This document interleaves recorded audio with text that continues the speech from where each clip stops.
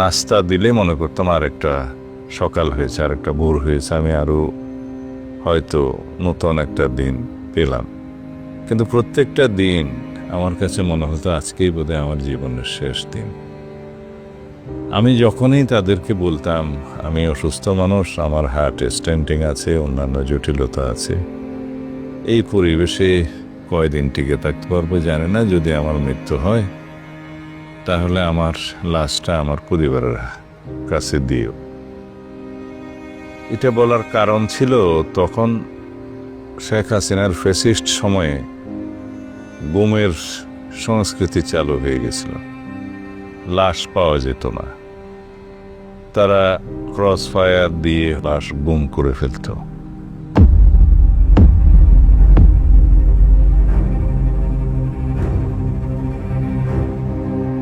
তা আমি আল্লাহর কাছে প্রার্থনা করতাম, এ আল্লাহ, আমার সন্তানরা, আমার বংশ বেরাদর, আমার আত্মীয় স্বজনরা কি আমার কবর জিয়ারত করতে পারবে না?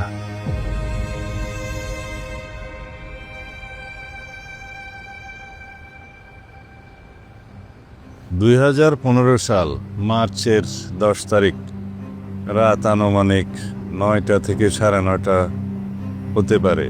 এই সময় বিভিন্ন আইন শৃঙ্খলা বাহিনীর পরিচয় দিয়ে সাদা পোশাকে অনেক লোক সশস্ত্র অবস্থায় এই বাসায়, দোতলাতে আমি যেখানে থাকতাম, আমার বন্ধু হাসনাতের বাসায়, ফ্ল্যাটে দরজা ভেঙে প্রবেশ করে আমাকে কিছু বলার সুযোগ না দিয়েই আমার চোখ হাত বেঁধে আমাকে নিয়ে যায়। র্যাবের লোকজন উঠে নিয়ে গেছে তাকে। র্যাবের কাছে সালাউদ্দিন আছে, সালাউদ্দিনের যদি কিছু হয় তাহলে কিন্তু তার পরিণতি খুব ভালো হবে না। তার পার্টির যুগ্ম সম্পাদক বোধ না, তার নাকি খবর পাওয়া যাচ্ছে না। এখন আমার প্রশ্ন, একটা বস্তা ময়লা যে বের করলো, ওর সাথে উনি আবার সালাউদ্দিনকে পাচার করে দিছে কিনা? কারণ এই পাচারের পরেই উনি আবার প্রেস কনফারেন্স করলেন, এখন বলে সালাউদ্দিন কোথায়। তার জন্যই আমি ইঞ্জিনিয়ারিং অ্যাকচুয়ালি স্নাতকোত্তরটা শেষ করি। অ্যাকচুয়ালি ওনারই ইচ্ছা ছিল, কিন্তু যেদিন আমি ওনাকে বলতে যাব যে মানে আমার ইঞ্জিনিয়ারিং শেষ হলো, আমি তাকেই খুঁজে পেলাম না।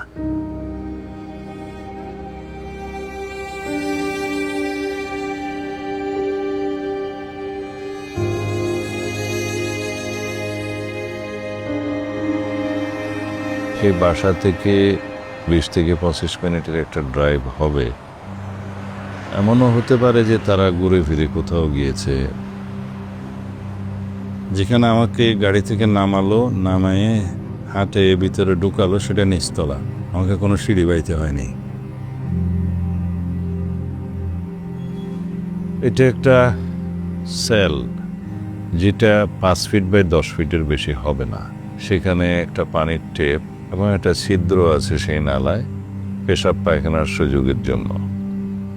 লাইটটা মাঝখানে ছিল,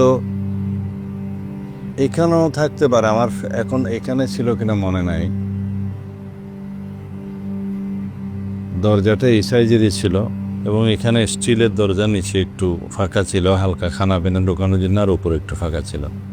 বাইরে সবসময় একটা ব্যাডস্টিল ফ্যান থাকতো। প্রায় 48 ঘন্টার মতো হয়তো ঘটনাটা পার হয়ে গেছে। তখন গিয়ে আমি কোনো রকমে আর কি আমার মার সাথে কথা বলে জানতে পারলাম যে বাবাকে পাওয়া যাচ্ছে না। কিছু গুম খুনের ঘটনা আমরা আগে শুনে এসেছিলাম, তো ওই হিসাবে আমি প্রথমে দোয়া করছিলাম যে এরকম যাতে কিছু না হয়। উত্তরা থানায় ওনারা বলতেছে ওনারা জিডি নিতে পারবে না, কোনো রিজনেবল গ্রাউন্ড ছাড়া। এটা কোনো কথা হলো না। আমি ওনার স্ত্রী, আমি পাগলের মতো সারাদিন এখানে ওখানে ঘুরতেছি আমার স্বামীর সন্ধানে, আর ওনারা আমাকে এইটুকু হেল্প করবে না? জিডি করেন, মামলা করেন, যা হওয়ার সব থানায় হবে, কোনো আপত্তি নেই যদি সেখানে এই ঘটনা ঘটে থাকে। তো আপনি কি এই বাসায় ছিলেন কিনা? উনি উত্তরে বলছেন না, আমি এখানে ছিলাম না। তাহলে আপনি কি করে জানলেন? বলে যে ওই বাসার দারোয়ান বলছে, ওই বাসার লোক বলছে। বাধ্য হয়ে হাইকোর্টের শরণাপন্ন হই। খন্দকার মাহবুব হোসেন এবং মওদুদ সাহেব তারা এই রিটের জন্য আমার পক্ষে আদালতে দাঁড়িয়েছেন। দীর্ঘদিন সংগ্রামের পরে কোর্ট অবশেষে একটি রায় ঘোষণা করেন যে সরকারকে নির্দেশ দেন যে আমার স্বামীকে যেন ওনারা খুঁজে বের করে দেন। এইটুকুই আমার আদালত থেকে প্রাপ্তি ছিল, কিন্তু আমি সরকারের কোনো মহল থেকে কোনো ধরনের আইনি সহযোগিতা পাইনি।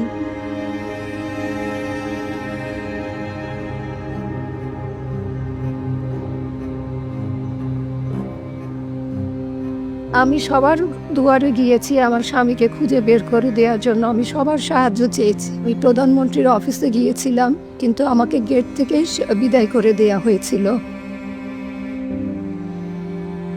র্যাব 1, র্যাবের হেডকোয়ার্টার যেখানে র্যাবের ডিজি বেনজির আহমেদ বসতেন, সেখানেও গিয়েছিলাম।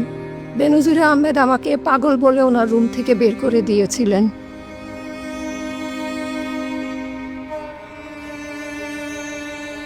ইন্টারোগেশন তারা রেগুলার করত, কেন আমরা আন্দোলন সংগ্রাম করছি, কেন হাসিনার বিরুদ্ধাচারণ করছি, ইত্যাদি ইত্যাদি, এবং আপোষ করার প্রস্তাব দিত। আমি বলতাম একমাত্র আল্লাহ রাব্বুল আলামিন ছাড়া এই দুনিয়াতে আর কাউকে পরোয়া করার কিছু নেই।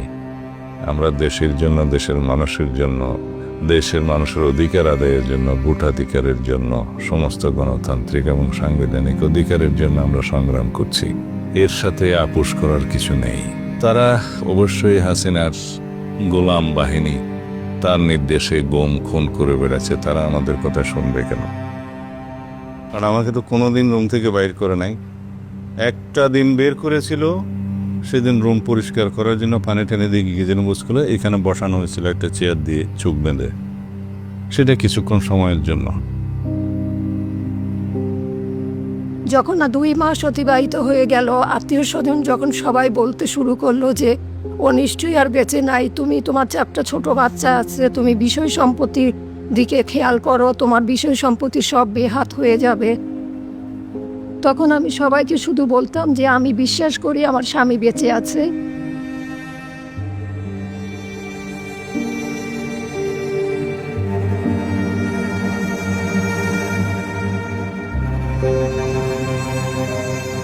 ষাট দিন পর্যন্ত আমাকে বন্দি করে রাখে।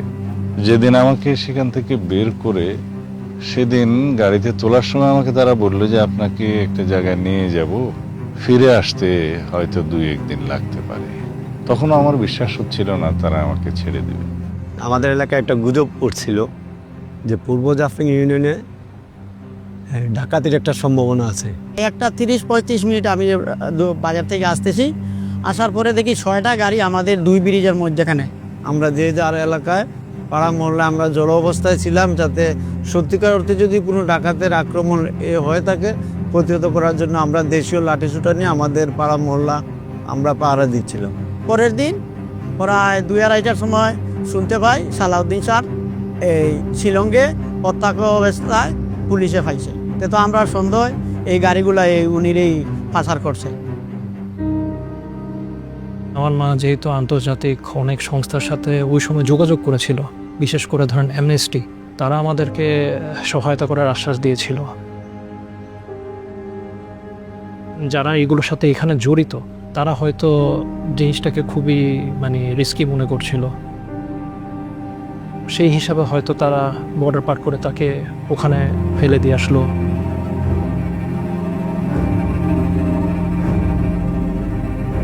সেখানে কিভাবে গিয়েছেন, সে যদি অবৈধভাবে যেয়ে থাকেন সেই দেশের আইন অনুযায়ী তার একটা প্রক্রিয়া হতে পারে।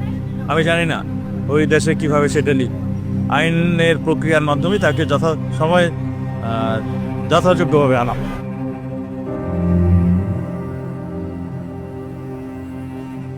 একটা নির্জন রাস্তায়, পাহাড়ি রাস্তায় একটা ফুটপাতে আমাকে নামিয়ে দিয়ে বললো ইউ আর ফ্রি নাও। তখন আমি দেখলাম পাশে একটা বিশাল মাঠ। পরে এটা জানতে পেরেছি এটা শিলং গলফ লিঙ্ক বলে, গলফ খেলার মাঠ।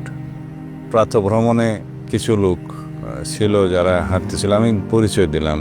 তো তারা পুলিশকে কল করলো, এরপরে পুলিশ থানায় নিয়ে যায়। তারপরে আমার কথাবার্তা শুনে হয়তো তাদের কাছে আমাকে পাগল মনে হয়েছে। তারপরে তারা একটা মেন্টাল হসপিটালে নিয়ে যায়, মিম হান্স নাম দিয়ে। ওখানে ডাক্তারকে আমি অনুরোধ করেছিলাম যে আমি আমার পরিচয় দিলাম, টেলিফোন নাম্বার দিলাম আমার দেশে, যাতে একটু যোগাযোগ করে। ওনাদের ভাষাতেই বলেছিলেন যে আপনার স্বামী, আপনার সালাউদ্দিন আহমেদ সাহেব আপনার সাথে কথা বলতে চায়। তো আমি তখন দ্বিতীয়বার ওনাকে আবার প্রশ্ন করেছি কে কথা বলতে চায়। তো উনি তখন বললেন যে আপনার স্বামী সালাউদ্দিন আহমেদ সাহেব, আপনি 1 সেকেন্ড লাইনে থাকেন। তারা আমাকে বললো যে তোমার দেশের বাড়িতে টেলিফোন করেছে আমরা, তোমার ওয়াইফ এখন লাইনে আছে। তো যখন উনি আমাকে হ্যালো বলল, সেই মুহূর্তের অনুভূতিটা আমি কাউকে বুঝিয়ে বলতে পারবো না। আমি এত জোরে চিৎকার করেছিলাম যে ড্রাইভার ভয় পেয়ে গিয়েছিল। সে প্রচণ্ড শব্দ করে ব্রেক করে ফেলেছে গাড়ি এবং আমার দিকে পিছনে মোড় করে তাকালো।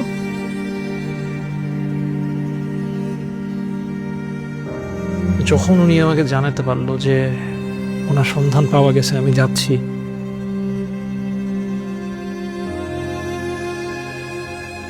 আমার কাছে মনে হয়েছে যে আমার পুরো পৃথিবী আমার কাছে ফেরত আসছে।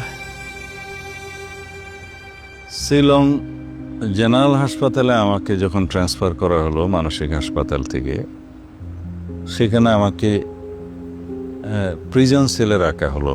I went to visit him in civil hospital.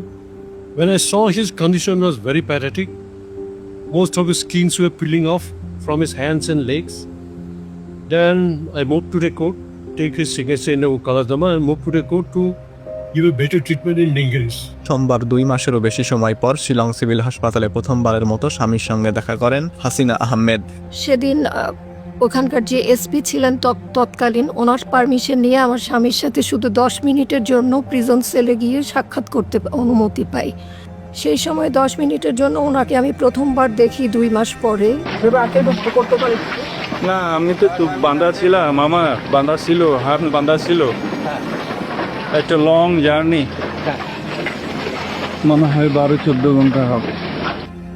জেলের যে এসপি সাহেব, উনি 2 মিনিটের জন্য আমার মাকে একটা ফোন কল অ্যালাউ করে। ওই 2 মিনিটের 2 যুগের মধ্যে আমি কোনো পার্থক্য পাইনি তখন। কোর্টে হাজির করার জন্য ওখান থেকে একটু সুস্থ হওয়ার পরে নিয়ে আসলো। তখন আমাকে নিয়ে আসা যাওয়ার আগে পিছনে আমার সাথে অনেকটা স্পেশাল ফোর্সের মতো, হয়তো কমান্ডো টাইপ বা ব্ল্যাক ক্যাট টাইপ কেউ 2-3 গাড়ি থাকতো, কেউ দেখা করতে পারতো না। During the trial period, even raw people were all around, moving around me as a professional. Although I never talked to them, I know that they are raw people and all. They watch the movement of Salahuddin, watch my movement, all these things. So as a professional, I have to do my duty towards my client and I take it. Serious অসুস্থ হয়ে পড়লাম।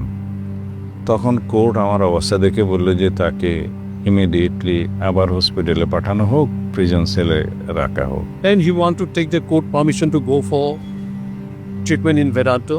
So that permission also I took out, which is security provided him. প্রায় সময় মনে হতো হয়তো আমি জীবিত অবস্থায় আর দেশে ফিরতে পারবো না। আমি সাংঘাতিক অসুস্থ হয়ে পড়ছিলাম। আমার 2টা মেজর সার্জারি হয়েছে আমার শরীরে, একটা কিডনিতে আর একটা ঘাড়ে।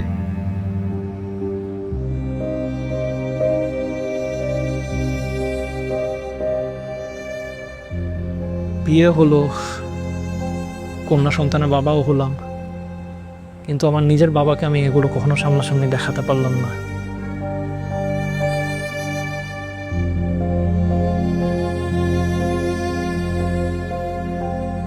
When the trial started, then I've gone through the church and there was few witnesses who saw him in the morning. They were examined, cross-examined by me. Even the IO, lastly when I examined, I divulged him all his stories. As we visited any BSF, any border security force, to know any cars traveling like this, all that IO said no, I had never done. And court was fully convinced later on that he was a victim of kidnap. No intention of his entering the India without passport or visa. Because he went to Singapore always with passport. He went abroad with passport. All those I have proved. যখন আমাকে bell দেয়া হলো তখনই কেবল police guard withdraw করা হলো বা special guard withdraw করা হলো। যখন কোথাও কোনো রুম ভাড়া, ঘর বা কোথাও থাকার ব্যবস্থা করতে পারছিলাম না আমার স্বামীর জন্য, তখন আমি যে একটা রেস্ট হাউস গিয়ে যে রেস্ট হাউসের মালকিনের সাথে যোগাযোগ করলাম। তো উনি সেই মুহূর্তে রাজি হলেন। যে রেস্ট হাউসটার নাম ছিল সানরাইজ গেস্ট হাউস। 2018 সালের সম্ভবত 26শে অক্টোবর মামলা থেকে খালাস পেলেও আমাকে বাংলাদেশে প্রেরণ করা হলো না। সে যদি বাংলাদেশের নাগরিক হয় আসুক, অসুবিধা কি? না, আমাদের সাথে নিয়ে সব নিয়ে আলাদা, এগুলো আপনারাই তুলেন। এটা নর্মাল প্রসিড যেটা হয় সেটাই হবে, ওগুলো নিয়ে অত চিন্তার কোনো কারণ আছে? বাঙালি যদি বাইরে থাকে, সে জেলে থাকে, জেল থেকে শেষ হলে দেশে আসবে, আসুক। Does it matter at all? কয়েক মাস পরেই তারা এই খালাসের বিরুদ্ধে ভারত সরকার আপিল করলো উচ্চতর আদালতে। After delay, long delay has been taken by the state government for preferring the appeal, even for the hearing several days taken. Then appeal also I cannot succeed for Salahuddin.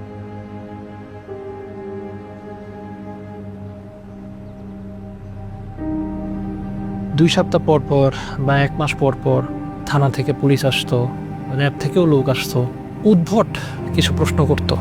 উনি কি এখন বাসায় লুকায় আছে নাকি, বা আমরা খবর পেয়েছি যে উনি তো দেশে। কিছু কিছু পুলিশ অফিসার তো ধরেন আপনার তখনকার মানে হেনস্থা না করার জন্য আবার টাকাও দাবি করতো।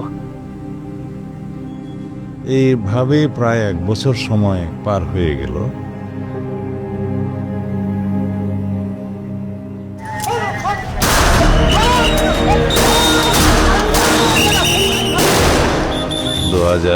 সালের বাংলাদেশে অভূতপূর্ব এই শতকের সবচাইতে উল্লেখযোগ্য রক্তাক্ত গণ অভ্যুত্থান হলো।